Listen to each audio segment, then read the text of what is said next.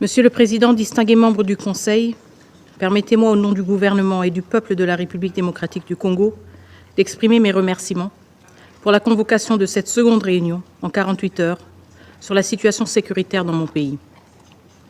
Je tiens à saluer l'engagement de la présidence algérienne du Conseil, ainsi que les efforts constants de ceux qui, malgré les vents contraires, œuvrent sans relâche pour la paix et la sécurité internationale. Avant de poursuivre, permettez-moi de saluer le sacrifice ultime consenti au cours des dernières 48 heures par les soldats de la paix de la MONUSCO et de la SAMI-DRC en République démocratique du Congo. Je rends également hommage au courage et à la résilience des forces armées de la République démocratique du Congo, ainsi qu'à la mémoire des populations civiles congolaises victimes de l'assaut impitoyable du Rwanda.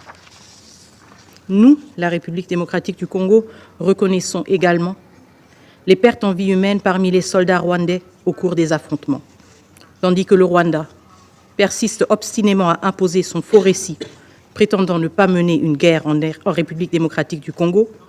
Cette position coûte cher aux familles des centaines de soldats rwandais tombés dans cette guerre insensée. Même si leur propre pays refuse de les reconnaître, de leur rendre hommage ou d'accorder à leurs familles le droit de pleurer leurs pertes, nous, la République démocratique du Congo, savons combien la guerre dépasse toutes les frontières. Nous reconnaissons que la folie dans laquelle Kigali nous a entraînés fait des victimes partout.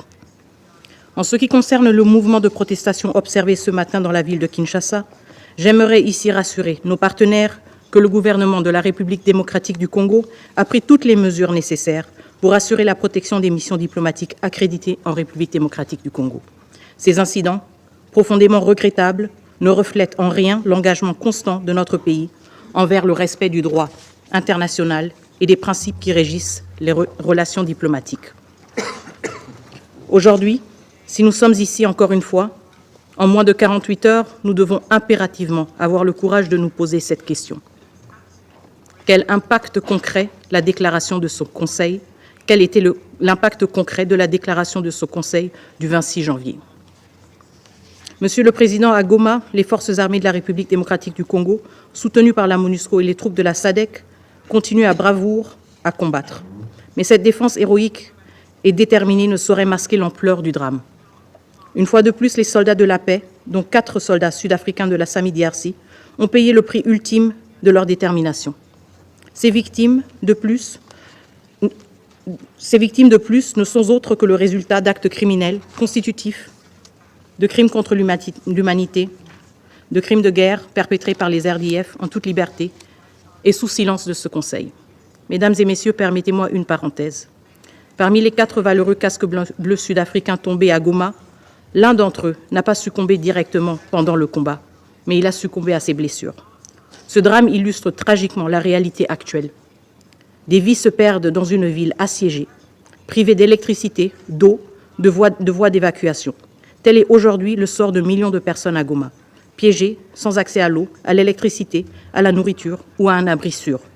C'est la tragédie partagée par les citoyens congolais, ainsi que par des milliers de soldats de la paix et d'humanitaires pris au piège.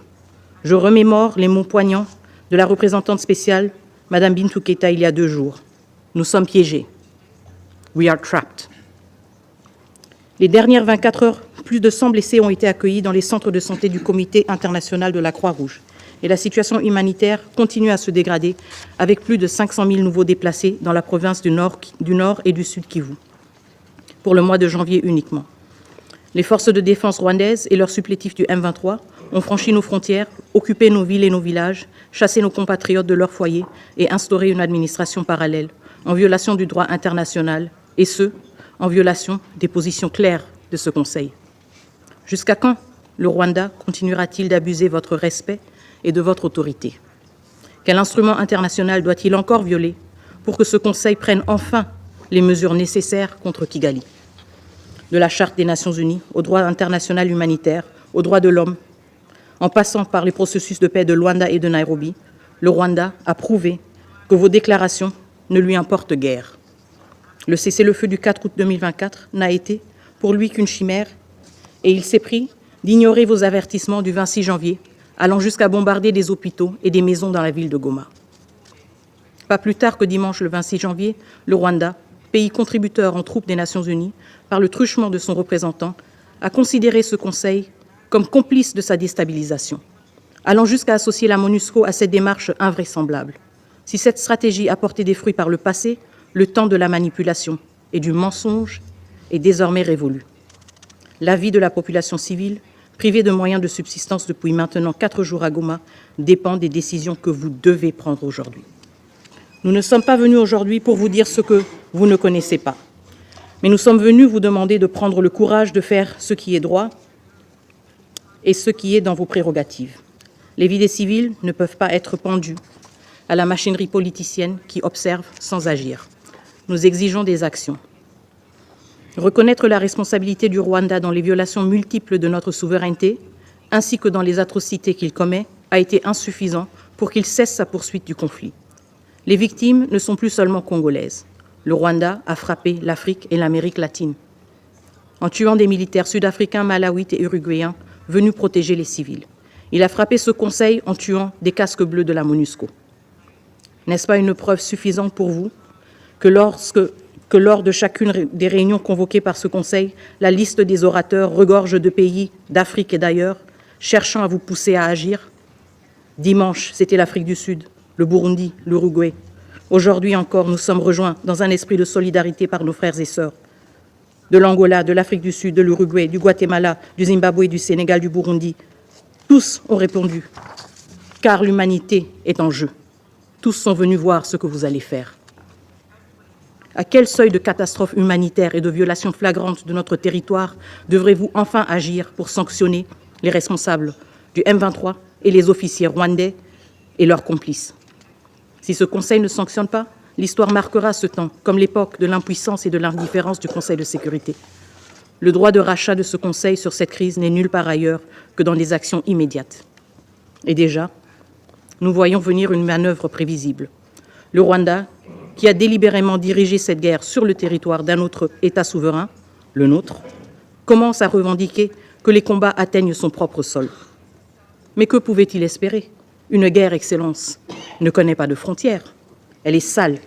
Elle consume tout sur son passage, les forts comme les faibles.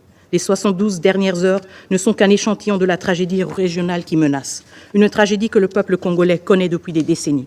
Une tragédie nationale que ce Conseil peut encore arrêter et une tragédie régionale que ce Conseil peut prévenir par une action résolue et courageuse.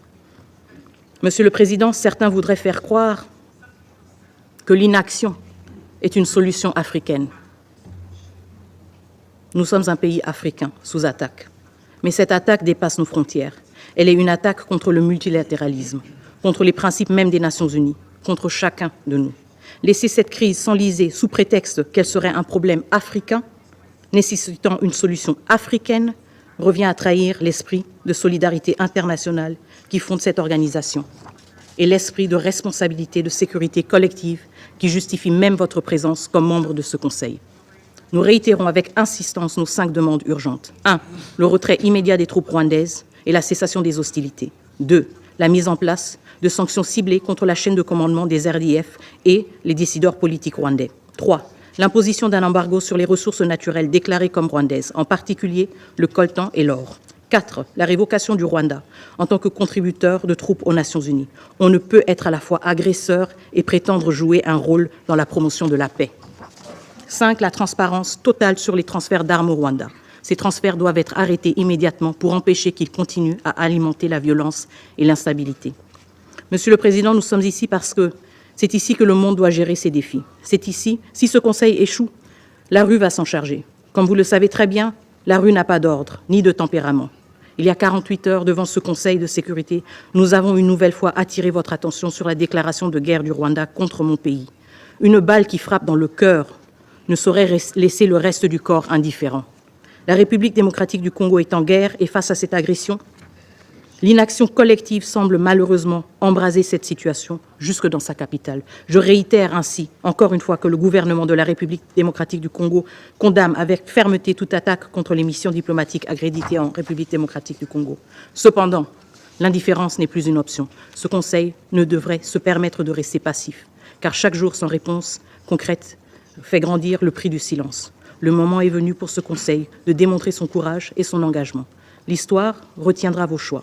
Que cette Assemblée soit le rempart de la justice et de la dignité humaine. Mboka ekolo Congo, makambo zanga raté, makambo yaka chaque temps, chaque hernion so makambo yaka.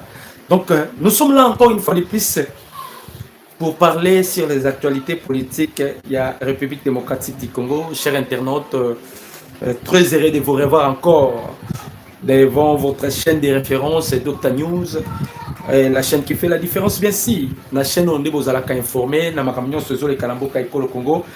J'espère que tozo betali solo bandeko Kagame a perdre contrôle, Kagame a beli liboma. Le général Neva à Kinshasa, panique totale à Kigali, Masunzu dévoile tout. Makambo pe o tozo beta na eleko oyo lelo toyebike na pourquoi wa vers 20h tozo sous qualification na biso devant Nigeria. Mais bandeko ba Congolais bike Paul Kagame abeli boma. Kagame a pété ba plomb.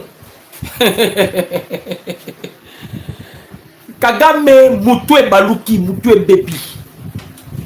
Bandeko, quand le président Tshisekedi Alobaki que la RDC donnera une leçon au monde, ça serait la toute première fois de l'histoire. Batmazwa qui en aventure. Batouba dit déjà que Congo et Zalakanango, maillot faible. Congo devant le Rwanda et l'Obakate.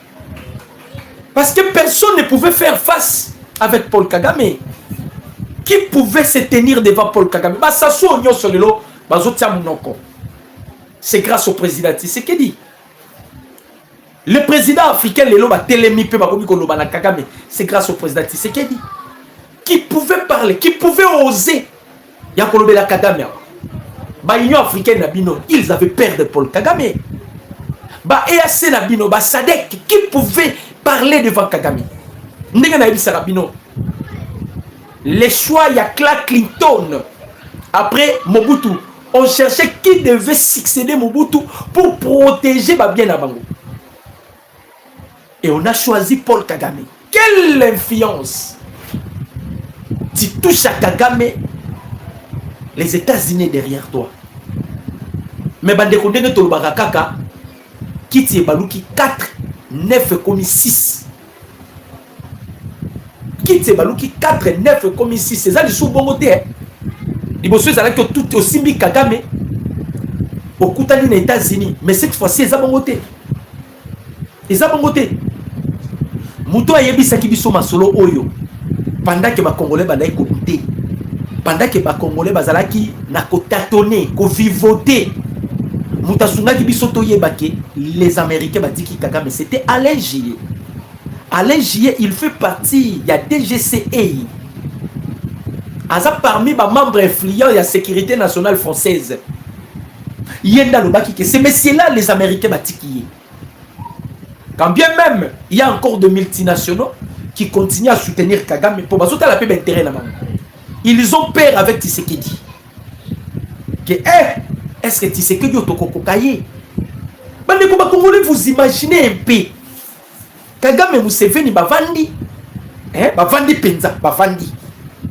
Non, on ne peut pas permettre tous les sous un musée Laurent Désiré Kabila na tête ya Congo. Il faut qu'on soit malhonnête ou qu'on soit en facilité à manipuler.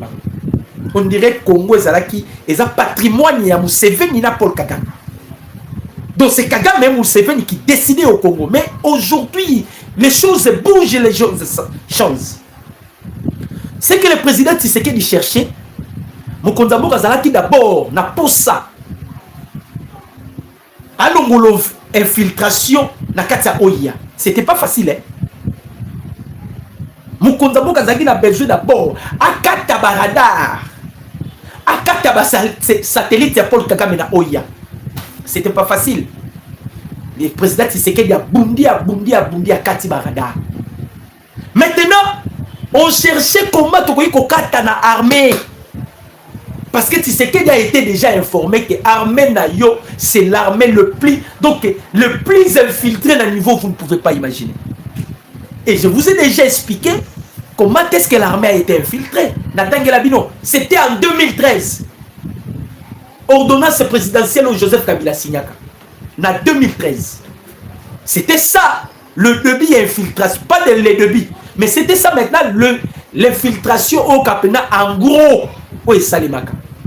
C'était pas facile, Bandeko Congolais. Le président Tshisekedi s'est bâti. Tellement que Dieu est de notre côté, le peuple congolais. Nzamba Nzamba Congolais. Tellement que Dieu est de notre côté. Il y a toujours des prix à payer. La France aujourd'hui est enviée parce qu'il y a eu une révolution française. Il y a toujours des prix à payer. Peut-être comme Mana Bukavu vous a pris à payer pour que le Congo soit indépendant. Tout ça là sous sous-titel il y a Rwanda parce que les Congo ils là qui sous-titel il y a Rwanda. Ce qui Kagame Kota qui n'a Goma na Bukavu te. Prévenir ton doigt là c'est pas modèle pour que modèle Nzimaki pour le Kagame d'assa la bisubito. On doit quand même tout solo la siko. C'est grâce à Goma et Bukavu. Ndeba mindele ba vandi non. Kagame a violé la charte des Nations Unies. Il a violé la charte des Nations Unies. Oh, nous faisons la touche. Masunzu. Beaucoup de Masunzu. Tu aimes mes vidéos, tu commenter, tu partager par lien. Tu aimes mes vidéos, tu commenter, tu partager par lien. D'abord, pour votre information, Nenge Tolobara Kaka, Bandokinyo sur la République démocratique du Congo, Barobi Malampoasa. Ah, Nazolo Banabino, Senko et Leli. Ah, Tozo et Bate Sikoyo, qu'est-ce que nous devons faire pour la Senko? Baleli. Senko Baleli pour Nanini. Boyoka. Boyebike. Et. Nanyoyo. Ambongo Bachole. Donc il a 5 ans quoi. Bazo Kimbongo, il y a 3 pays. Donc 4 pays. Je vais parler des 4 pays. Parce que pacte social, les initiatives, il y a français. Ça c'était Emmanuel Macron.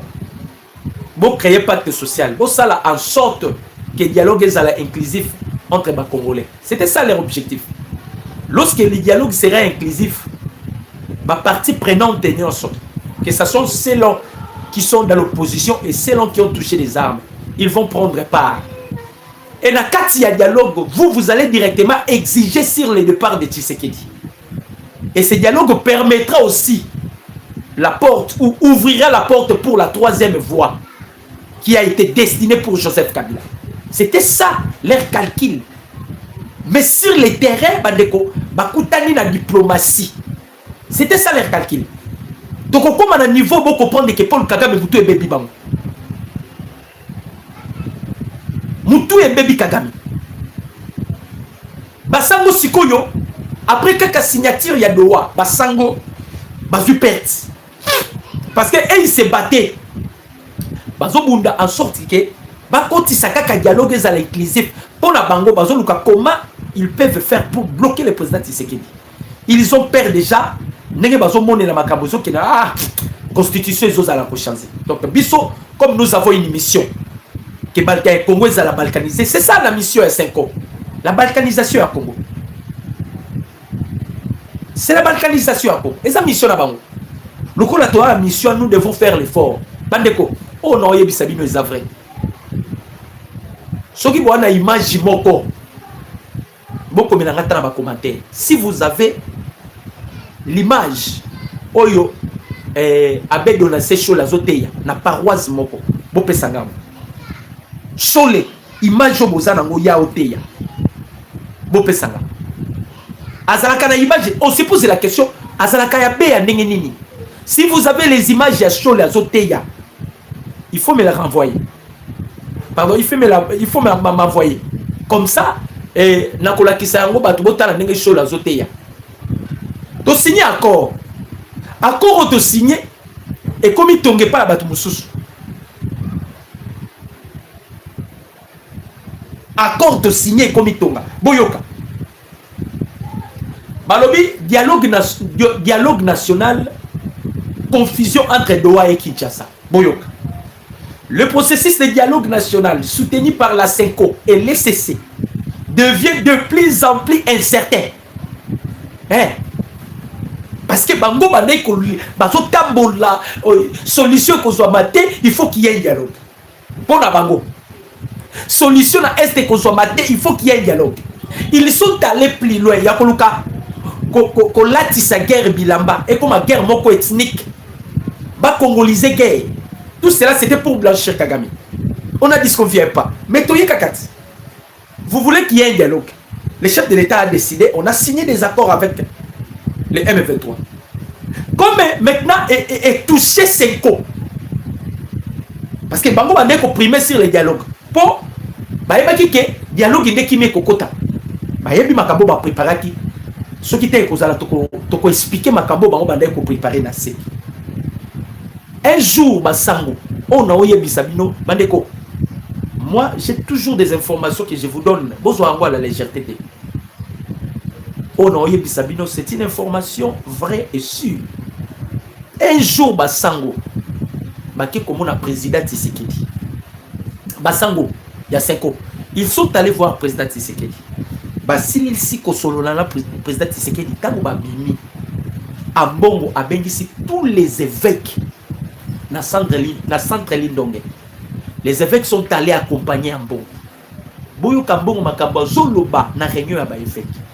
Habito Tokuta na Tshisekedi. Il n'a jamais utilisé le mot que on Tokuta na président Tshisekedi. Aloba Kiamoti. Il a appelé Tshisekedi. Oh la Zoloba Nabino, information vraie. Touti Kokuta na Tshisekedi. Avec Baoyoka. Alors, Ngai na Osenga Bino, tout en étant cardinal, Abinga na Osenga Bino. Tobonde la Nzambe, Nzamba Kangamute ma Tshisekedi a incliné yango Tshisekedi a tika pouvoir. Ça c'est un bon.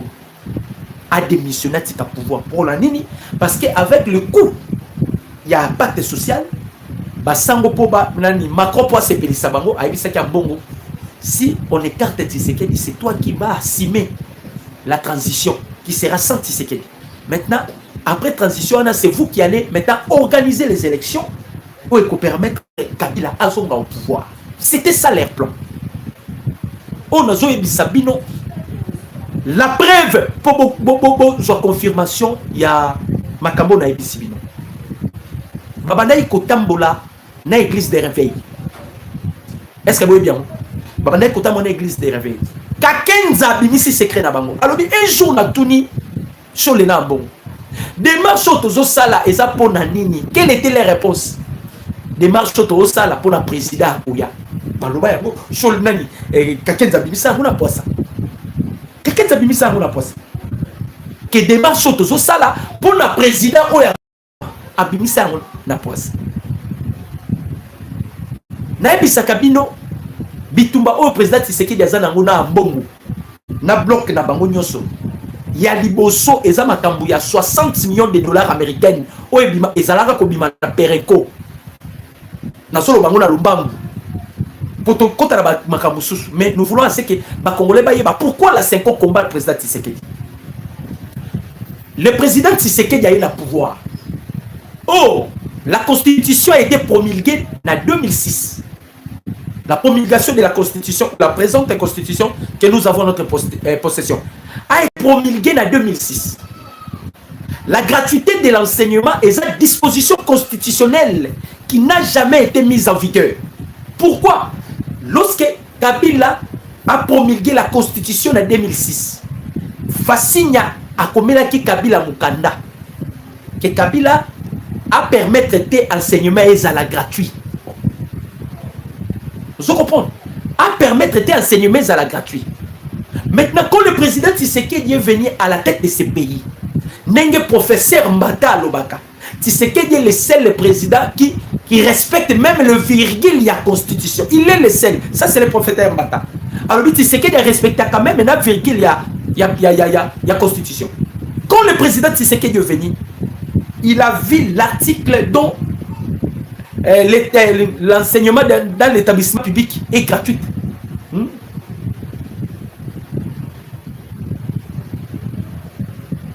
Alors, C'est que le président Félix a fait quoi? Le chef de l'État a pris seulement cette disposition. Il les a mis en vigueur. Et Kokoma Bitumba, l'église catholique. Selon Ambongo, il y a Kozala, cardinal le plus malheureux parce que Baningo va posséder qui est. Bazui chance pour construire l'église. Hein? Bazui bazui to yako Kotonga. Alors il y a Kotonga te à cause de la perdant. Ça c'était le premier Bitumba au président Tshisekedi Azalaki. Deuxième Bitumba ya président Tshisekedi. Quand le président Tshisekedi a yé na pouvoir, aye kokuta entreprise moko pétrolière babenga ka Perenco. Mukolo Perenco yona babenga ka Yvonne Wana. Mais c'est Yvonne Wana. Et entreprise wana e bané ko pesa 60 millions de dollars par an na église catholique. Au lieu de pesa na église catholique, mais aye ko pesa na ba individu. Ba bongo na ba bando zongo ba cholé na ba Fulgence Miteba. Na ba mbongo. Vous voyez? Alors, et le quoi je vais parler bandeko nazo kene po batmazo ba pona masunju. On doit parler si masunju. Alors, c'est ce qui a créé que l'église catholique a télémi à l'obike place Nazaraki poto ki na makamba masunju. Balobi entre la discussion menée à Doha et celle prévue à Kinshasa, plusieurs zones d'ombre apparaissent, ce qui crée des doutes sur la suite des négociations.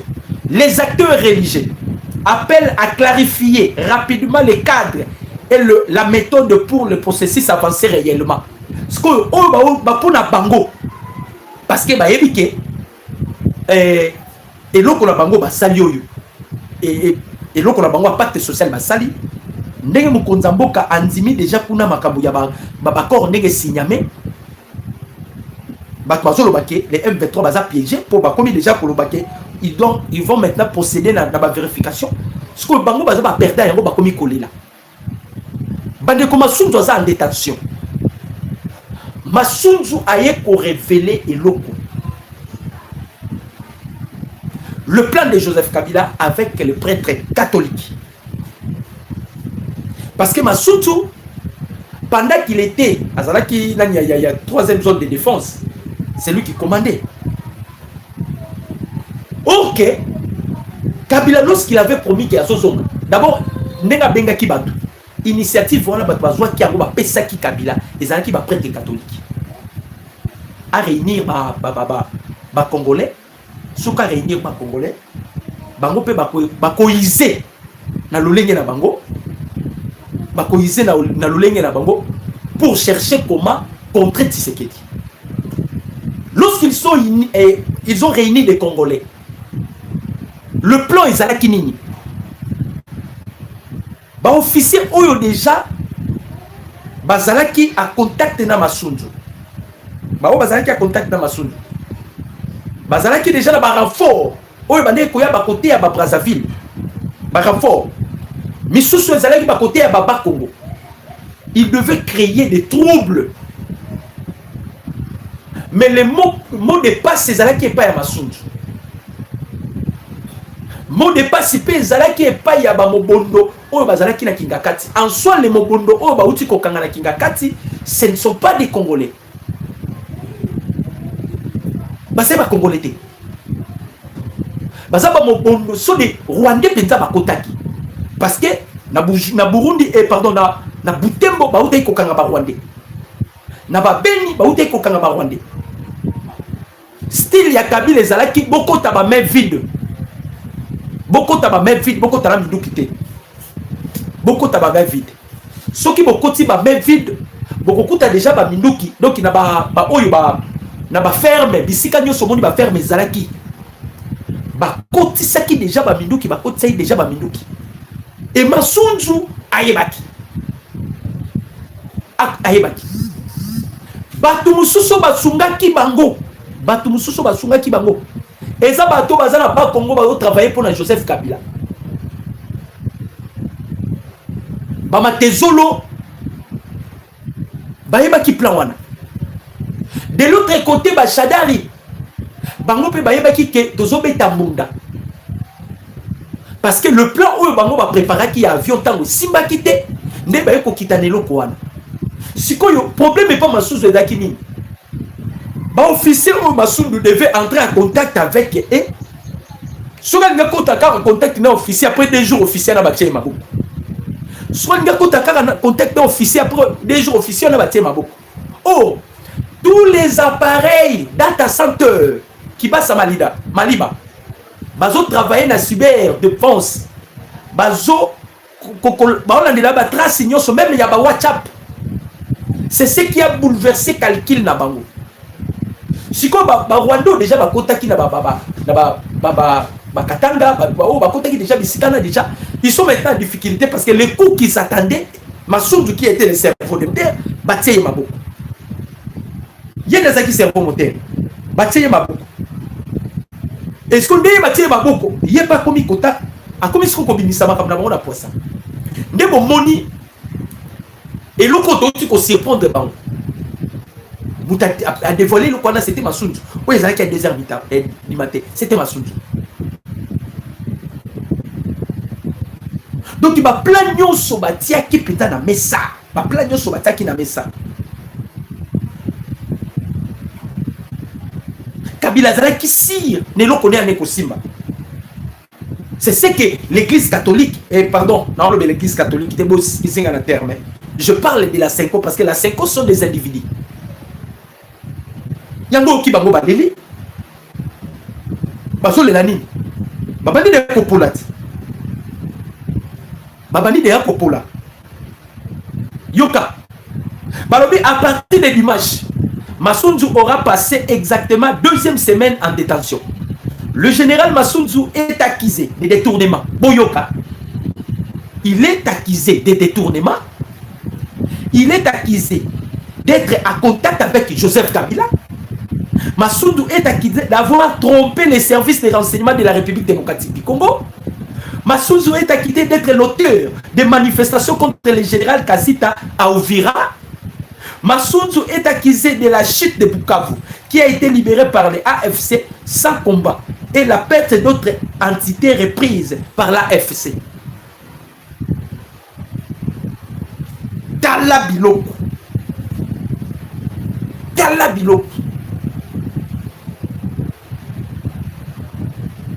Donc, Dango Moni, Kabila ne parle plus. Il y a ma solo à Kinshasa. Et c'est fini. Le plan est échoué. Bandeko, le plan est échoué. Kabila va parler encore de quoi? Kabila va revenir au pouvoir. Et pardon, au Congo. Il avait l'intention de créer le Congo, créer qui pas du Souban. Peut-être, ils ont parmi ma carte à Soukanabango. Et ça parmi ma carte à Soukanabango. Comment est-ce que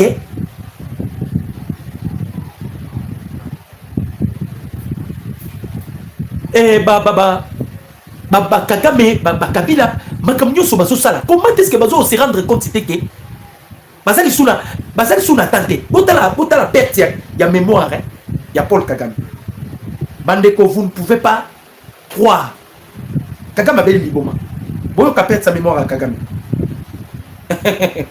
aïe aïe aïe aïe Kagame toyebisaki yo eloko likitika ezate Kagame azateti Kagame ateti boyo ka perte ya mémoire ya Kagame. Paul Kagame est devenu fou contre les Congolais.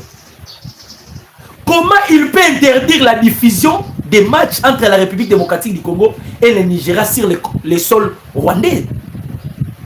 Kagame a sali communiqué document yangoyo. Document yangoyo bande ko ba Congolais. Eza ya gauche droite cité. Hein? Document yangoyo. Na kitsa luminosité pour mon document. Document ya Rwanda yangoyo. Document yangoyo. Bandeko. Qu'est-ce que Kagame a dit? Balobi Kagame il a interdit diffusion ya match ya République démocratique du Congo na Nigeria. ba diffuser en côté na Rwanda. Nazalaka na ndeko moko boya zalaka pe na Kigali apesa nga ba information. Vous savez ce que ce monsieur vient de me dire? Alobi na Rwanda, ba Rwandais bazo benga Tshisekedi sauveur na bango. Ba Rwandais oyo baza baza ba poids ya Kagame quoi. Parce que bazo vivre na prison à ciel ouvert. Bazo bonde la babi nzamba sunga Tshisekedi a réussi ko koisa Kagame. Tshisekedi aza seul sauveur na bango. Comment un président de la République ozo kitati na niveau ya ko interdire diffusion ya match ya République démocratique du Congo na Niger? Comment Paul Kagame? Eza lokola Pierrot Louara non? Bouti kolanda Pierrot Louara. Bolandi ete.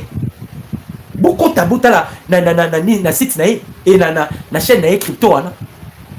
Il a encore insulté ma Péperdien. A fini ma Péperdien ba mibi. Mais toi tu as incité Péperdien mini. Kabila bengisa que autorité morale ya Péperdien yona. Tu es allé, tu as pris, tu as touché 10 000 $. Aussi ba million. Ok, soit 10 000 $. Mamani ko finga bango lisusu. Trouble, confusion totale. Balobi donc s'est communiqué à Kinyarwanda. La police nationale du Rwanda a interdit toute diffusion publique du match entre la RDC et le Niger. C'est-à-dire, il est interdit la diffusion de ces matchs dans les bars, bavettes et d'autres lieux ouverts publics.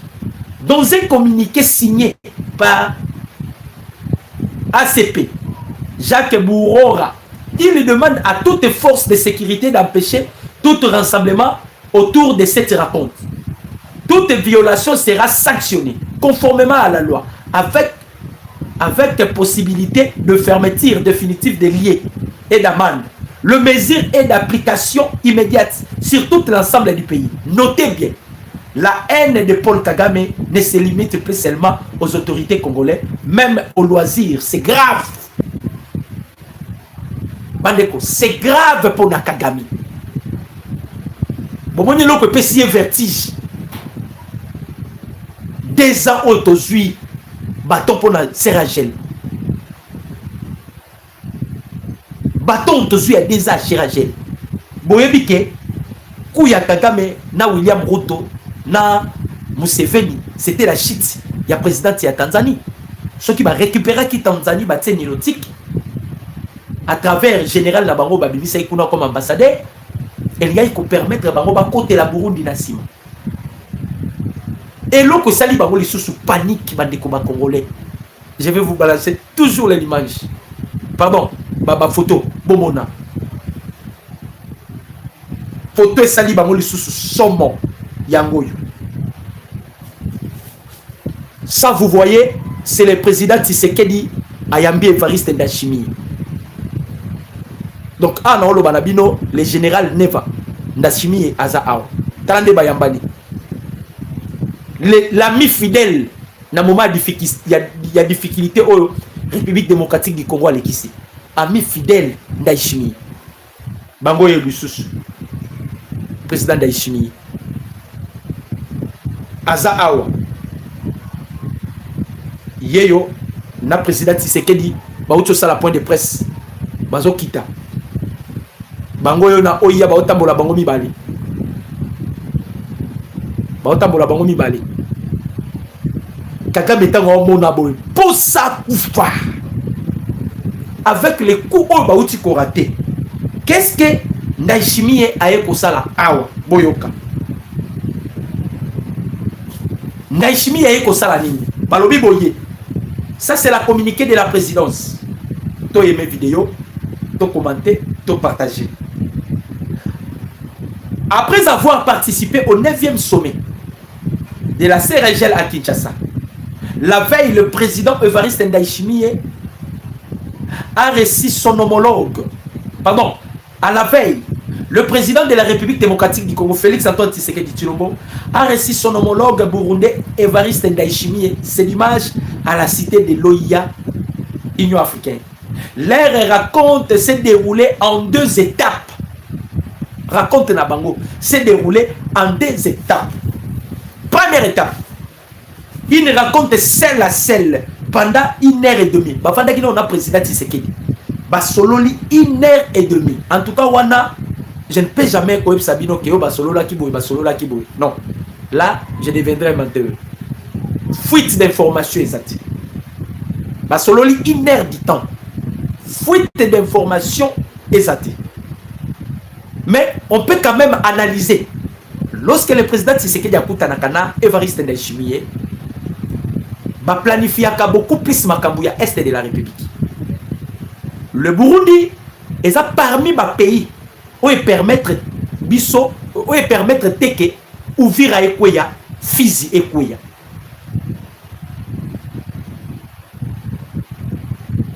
Burundi. De 1. De 2. Ndayishimiye, c'est le président Tshisekedi qui l'a épargné dans le coup au barrette de Tabarbane qu'on préparait à travers Paul Kagame. C'est le président Tshisekedi qui a épargné Ndayishimiye. Alors, beaucoup d'anana bango par rapport au Yamakambo, le président de Tanzanie à Lobaki, a exhorté Kim Konzamboka, a ABC président Tshisekedi, a ABC na sengio pardon, Bimana EAC. Président Tshisekedi, yo kapi président Tiwanate, nani président ya Tanzanie. A ABC président Tshisekedi, na sengio Bimana EAC, Tobima, balingi bisote. Balingi bisote, Tobima. Ça, c'est la présidente de la Tanzanie. Alors, il faut préparer une unité spéciale dans biso Totindaki. Totindaki unité spéciale dans biso. Bango de baké qu'on neutraliser et puis qu'on affaiblir cours na benga bamiki. A sengi président Tshisekedi. Abi bimana biloko wana. Toi bisaki Paul Kagame, toi au monde longa Tshisekedi même na tombe na yo. Au commune et longa Tshisekedi même sur ta tombe au commune Tshisekedi. Donc muto aye kotia Kagame Mulunge, un président de la République on peut son communiqué officiel va diffuser match la République démocratique du Congo na Nigeria te. Biso pe awa foueza la bongo hein. Match Rwanda et les Kana Congo te ba monika ka chaîne moko et c'est match Rwanda. Il faut tout que na Rwanda bongo.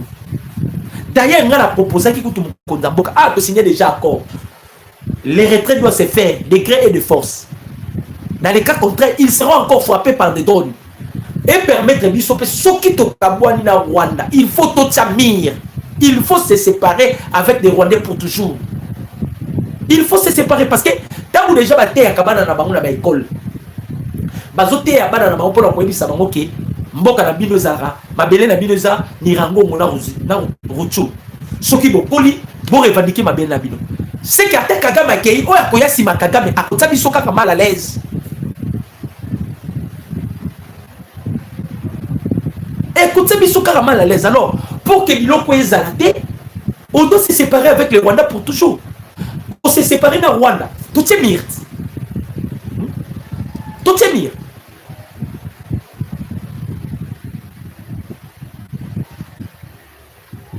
Mire, une fois pour toutes avec les Rwandais. Donc, il m'a dit que les Congolais, on s'attire au pénaque.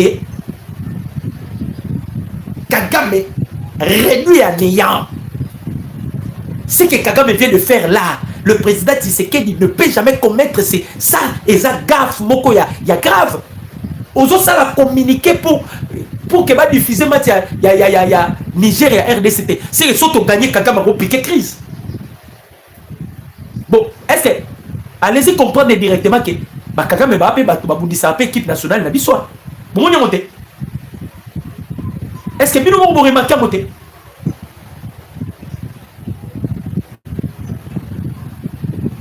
Vous ne voyez pas que ce sont les gens qui combattent même notre équipe nationale. Comment c'est nous qui vont jouer avec les Nigériens? Et ils sont Rwandais. Mais ça devient une autre chose. Alors, le président Ndayishimiye Basololi na Mukonzamboka pendant 8 clos. Après avoir Kosololana Bango, 1h du temps, les racontes s'est déroulée en 2 étapes. Une raconte celle à celle pendant 1h du temps. puis en format élargi à leurs collaborateurs respectifs. À travers cette réunion bilatérale, les deux chefs de l'État ont voulu coordonner leurs positions sur des questions bilatérales et régionales. Au plan bilatéral, les deux parties ont décidé de renforcer la coopération dans les secteurs agricoles. Je m'excuse. En présence des deux chefs de l'État, les membres du gouvernement ayant l'agriculture dans leur attribution ont signé un mémorandum d'attente agricole. Il porte sur les recharges agronomiques, la formation et les chances des espèces, la lutte contre les maladies des cultures, l'agro-industriel et les projets conjoints. Outre l'agriculture, les deux dirigeants voudraient également accélérer d'autres projets prioritaires dans les secteurs transfrontaliers, celui de la mobilité et celui des commerces, en donnant une impulsion politique aux actions conjointes de ministères concernés. Au niveau régional, les discussions visaient à harmoniser leur approche dans les Grands Lacs, préparer les positions communes en vue des prochaines échéances de Cherezel et consolider la solidarité régionale face aux défis sécuritaires. La République démocratique du Congo et le Burundi entretiennent d'excellentes relations de coopération et d'amitié. S'ajoute sur une liste de plusieurs accords déjà signés entre les deux pays. Cette rencontre a clôturé le séjour de 48 heures du président Évariste Ndayishimiye. Voilà un peu bandeko ba congolais.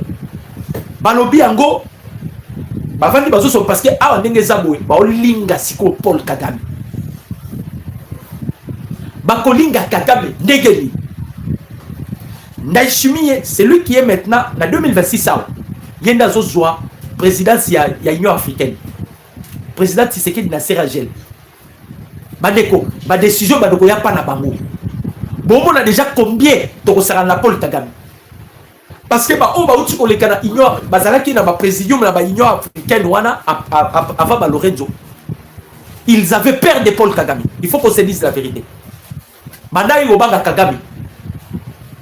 Bango pona bango, mandai konzimate ke ba mindele batiki Kagame. Mandai ko tâtonner peut-être ko lukato sala Kagame boy et ko balukila biso mabe. Voilà pourquoi il tâtonnait. Maintenant avec Ndayishimiye et le président Tshisekedi. Kagame est déjà tout à Tinda Kibatu. Délégation ba IM23 pour convaincre Ndayishimiye a boya ki koyo kabango. Emmanuel Macron a yaki même. Pour na koluka kaka combat ba ko sala ba yo kanisa Évariste Ndayishimiye na Paul Kagame. Ndayishimiye avait refusé. Parce que Ndayishimiye a ça le bas.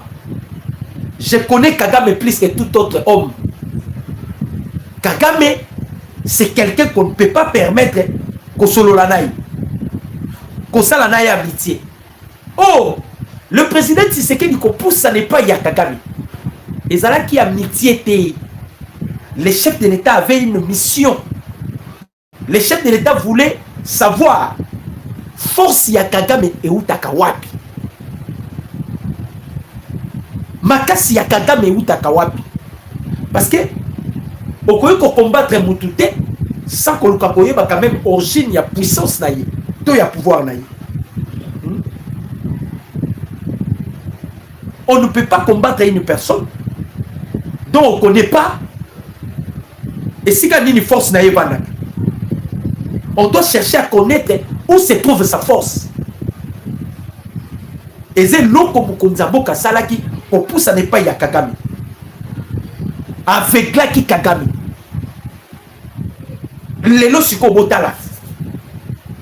Un président qui ne se maîtrise même pas.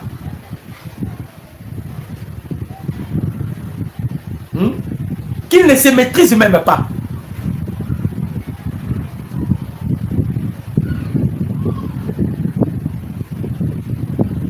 Akomi Kobo Yatina ba diffusion ba match.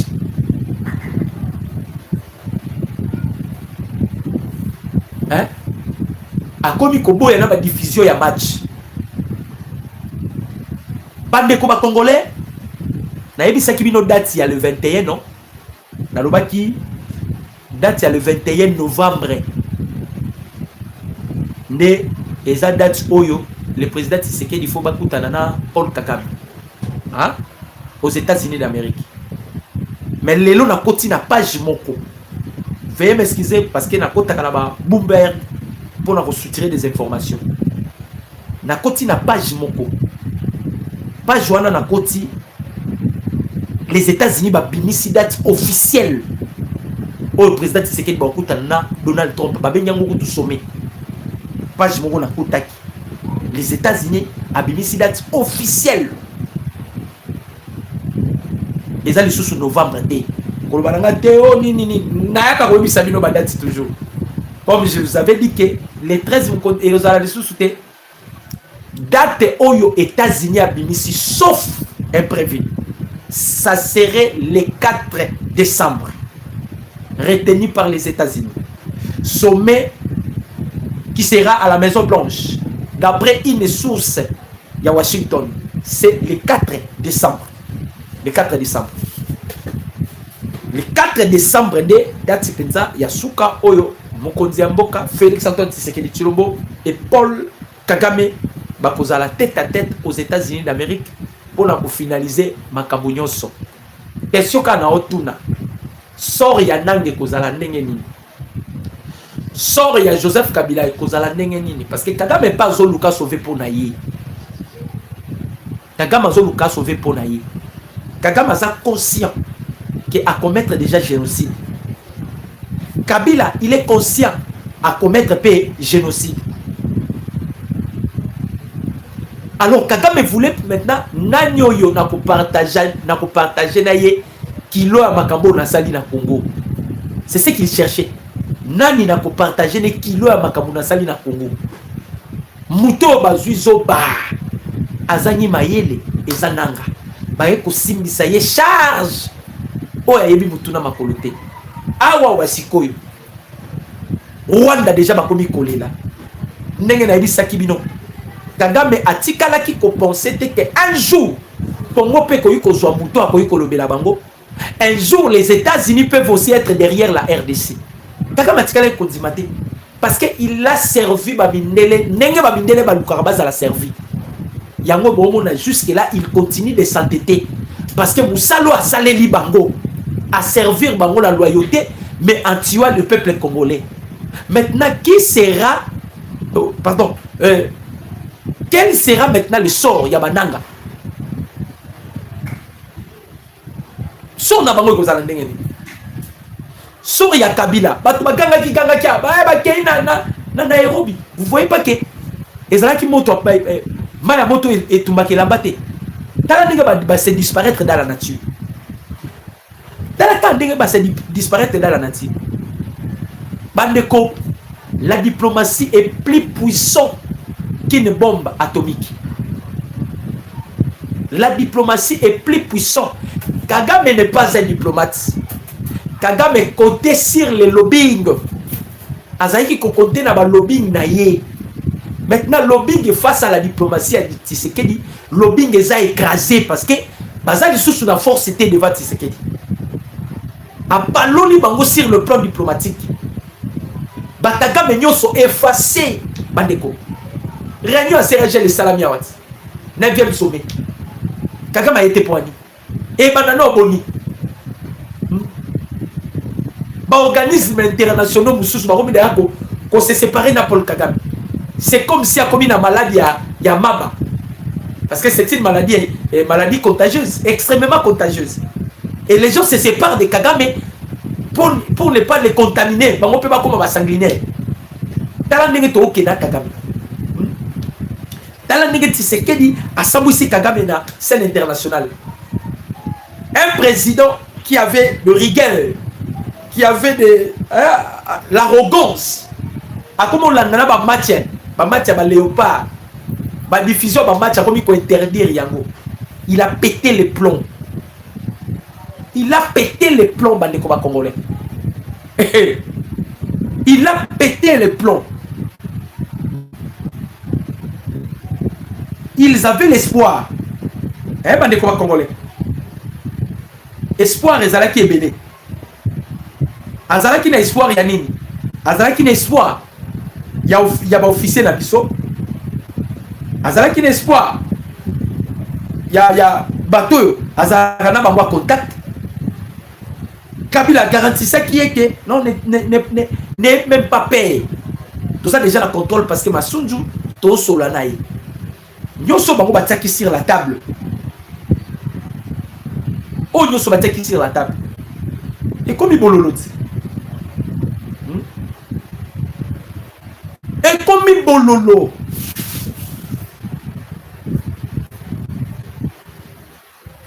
Et comme Bololo. Bataki makambo sur la table. Mais les choses ne sont pas comme il. Nenge Kakamoni Evariste Ndayishimiye avec le président Tshisekedi. Kagame, hey, posa kufat. Posa kifa. Posa akufa. Parce que quand il ouvre Ndayishimiye, a aimé déjà que ba osola makambo na ngai. Ba osola makambo na ngai. Style to suis et pas y a ba M23 et donc ça la bango pas ces années. Au moment de te signer la bango mikanda, te signer le préaccord. Le préaccord, ou te signer accord cadre, on appelle les préaccords. C'est-à-dire l'accord sera signé aux États-Unis d'Amérique. Mais le préaccord te signé, bango ba na document, biso to na document, Rwanda pas na document. Dans les M23 pas na document, Rwanda na document, biso pe to na document. Maintenant, problème mes amis. Le président Tshisekedi ici a changé le système. Système où on a commis dans les années. Au moins de Tosoli na bango. Tosololi. Soy kabani ko sala dérapage à bouquet. Lobby na tongo les sous. Tongo ya ba désert. Parce que nous avons des drones où ils ont monde dans la boutou malam. Tongo ya ba désert. Ba osala surpris. Eh, style to comme ça na bango ya ngwana. Tongo ya ba désert ba osala surpris. Nyariga bo leli butayo keli était. Nyarigab, il a pleuré. Moutayo quel y était. Tu dis ça qui Nyarigab, soyez comme un moment moroboé. Même si vous parlez, personne ne va vous écouter. Moment yango yango tokomi. Moment yango yo tokomi.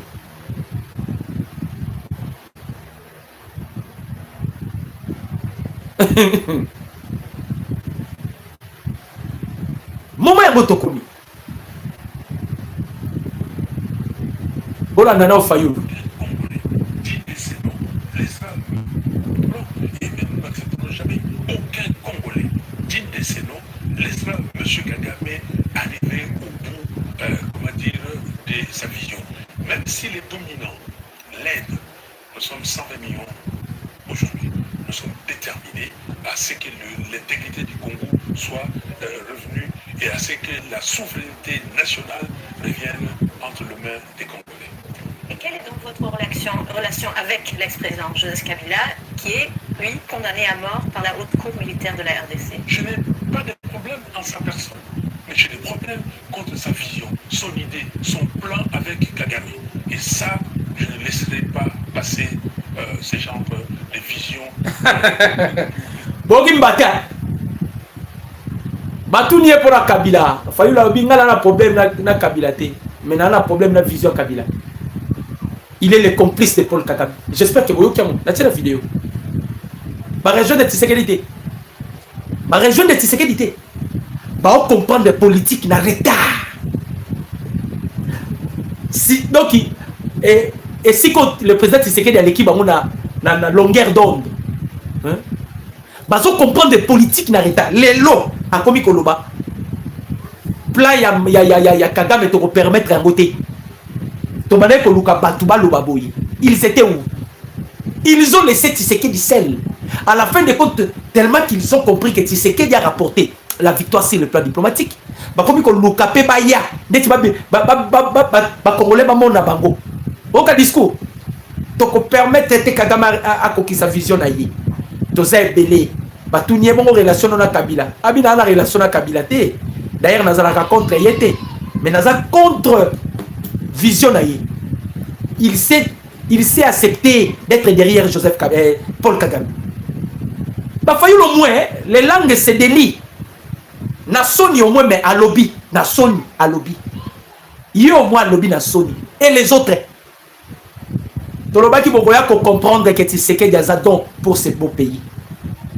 Tshisekedi c'est un don. Bandeko on a oyebi sabino za ya solo. Il peut avoir ses défauts. Azaïme. Mais Koko misela biso Kagame liboma. Mais c'est quelque chose que tous les Congolais basés la kati. Biso to ina besoin Kagame a pété ba plomb et Kagame a pété des plombs. Mutu ezo sali soutia comme landatina ba diffusion ba match. Et puis nenga zaona aroka yo boka lo la mettre le sur. Kagame a kolongola verset biblique. Il y a Actes des Apôtres 24:3.